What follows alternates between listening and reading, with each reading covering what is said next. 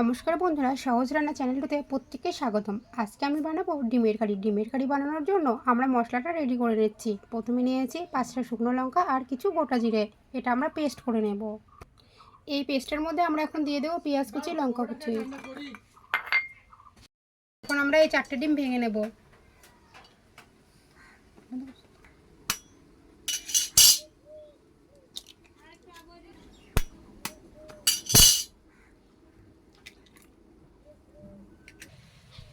কড়াইতে দিয়ে নিচ্ছি তেল।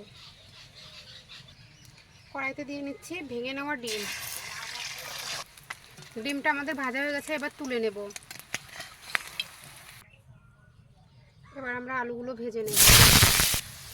আলুগুলো ভাজা হয়ে গেছে, এখন আমরা আলুগুলো তুলে নেব।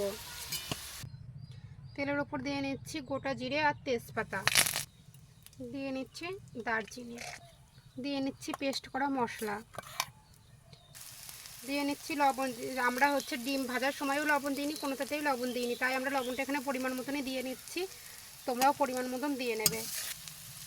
দিয়ে নিচ্ছি 1 চামচ পরিমাণ হলুদ। আমি যেহেতু পাকা টমেটো দিইনি, তাই দিয়ে নিচ্ছি একটু টমেটো সস। মশলাটা সম্পূর্ণ ভাজা হয়ে গেছে, মশলা দিয়ে তেল ছেড়ে দিয়েছে। এখন এর মধ্যে দেবো ভেজে নেওয়া আলু। এবার আমরা দিয়ে দেবো ঝোল।